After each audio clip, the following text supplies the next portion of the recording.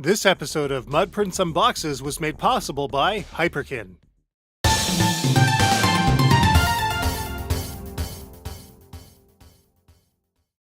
Playing your old Game Boy games can be a real pain, especially if all you're rocking is an original, non-backlit monochrome unit. But there might just be a better way, a smarter way, to do it. In this episode of Mudprints Unboxes, we take a look at the Hyperkin SmartBoy.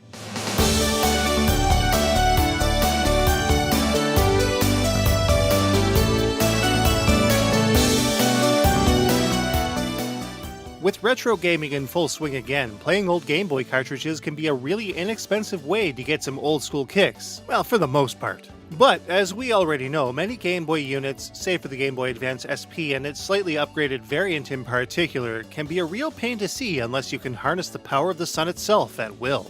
For the rest of us, Hyperkin has seen fit to release a solution that actually started out as an April Fool's joke. Seriously.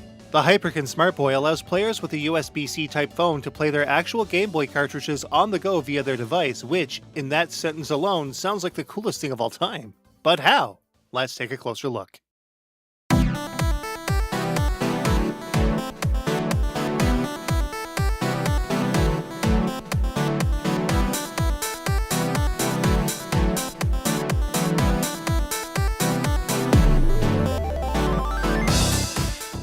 The SmartBoy comes in a fairly small box, but one that has the look and feel of a quality piece of mobile kit. Like all recent Hyperkin products, it has the signature shared corner emblazoned with the Hyperkin logo.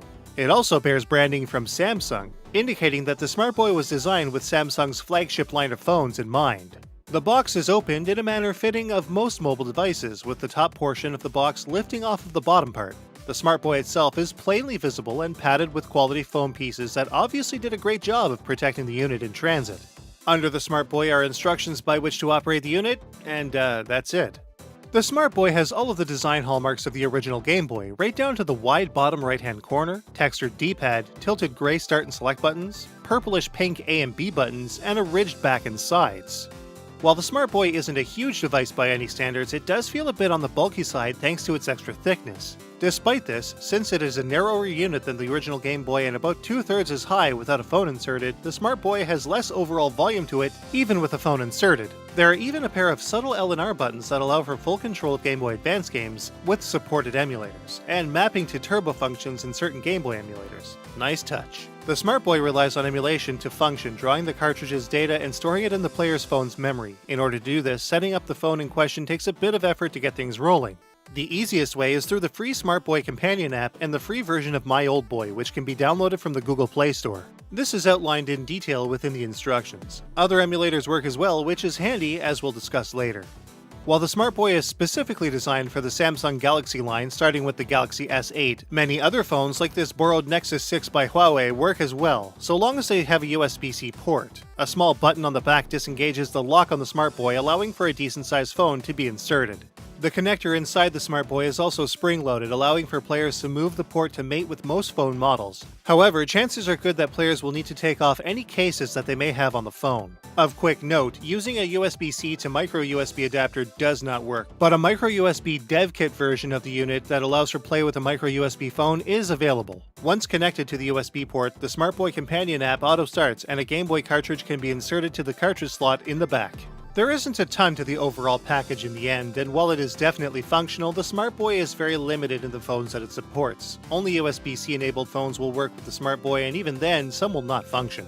It's a safe bet that any USB-C Samsung phone will work, however, given its design for a Samsung badge emblazoned on the front of the box. Again, a micro-USB enabled dev kit is available, but this means that iPhone users are completely out of luck. It would have been awesome for a modular USB port that supported more phones, but such is life.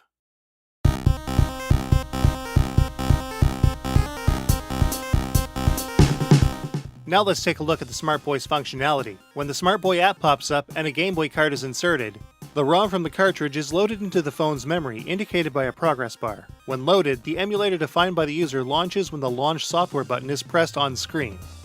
When launched, games look incredibly sharp with all kinds of color palette options. Game Boy Color games are displayed with accurate color, and even Super Game Boy games like Donkey Kong Land, Pokémon, and more display their enhanced colors as if played through a Super Game Boy on a Super NES. Having the Game Boy sound played through the much louder, clearer speakers on modern devices also makes for a great oral experience too, so long as scaled back 8-bit synth is your jam. The SmartBoy's face buttons and D-pad work well, but don't have the same feeling as an original Game Boy. Still, having tactile physical buttons works way better than any on-screen control scheme. And unlike Bluetooth controllers, the SmartBoy is powered by the phone itself. While this causes a little more battery drain than using a separate Bluetooth controller, it's not as bad as you'd think.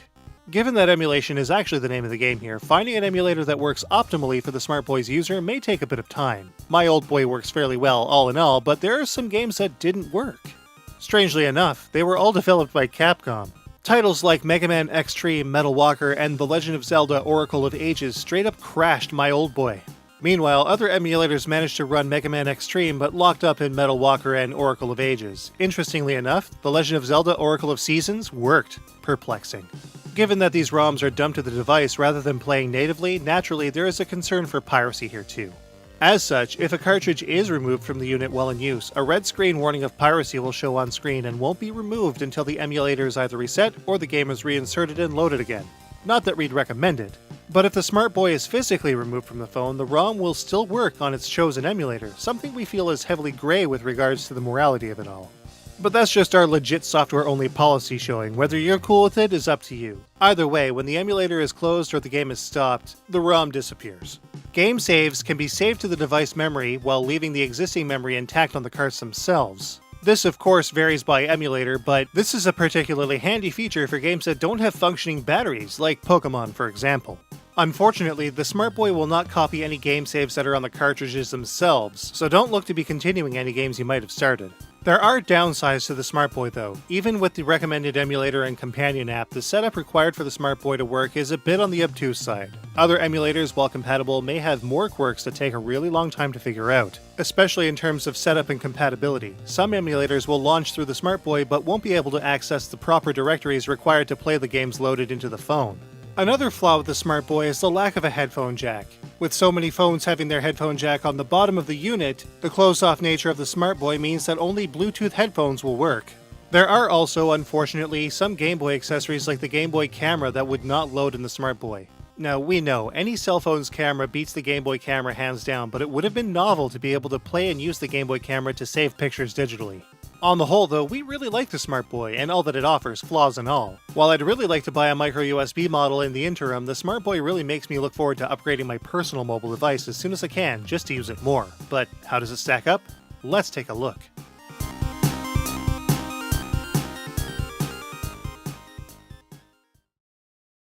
The SmartBoy's packaging makes it feel like a premium mobile accessory with all of Hyperkin's trademark accents intact. While the unit is a bit chunky and the buttons don't feel as genuine as we'd like, the SmartBoy is well built and feels solid enough to use continuously. The SmartBoy comes with only a small instruction sheet. Having multiple phone options like micro USB or Lightning would have made for a much more robust package overall. Functionally, the SmartBoy is brilliant, save for the somewhat complicated setup. This is compounded with some emulators not reading the drawn ROM or the need to map the SmartBoy's inputs to the emulator itself. At $49.99, the SmartBoy isn't cheap, yet it's not particularly expensive either. Even though it lacks accessories and extras, the SmartBoy holds a fair value, assuming players have amassed a horde of Game Boy games to play on the unit. Then again, Game Boy carts are fairly affordable with rare exception these days, so playing legitimate Game Boy titles with unmatched clarity, and most importantly on the go, has never been better. But in the end, the SmartBoy has me a little conflicted. On the one hand, it's an amazing device that allows for some seriously nostalgic playtime anywhere you might be. But on the other, the complicated setup may scare off more casual users, incompatibilities with some games is frustrating, and its USB-C dependence limits its audience, for now at least. But for those that stick with it and can put up with its inherent finickiness, the SmartBoy is a smart pickup. The Hyperkin SmartBoy gets a 3.5 out of 5.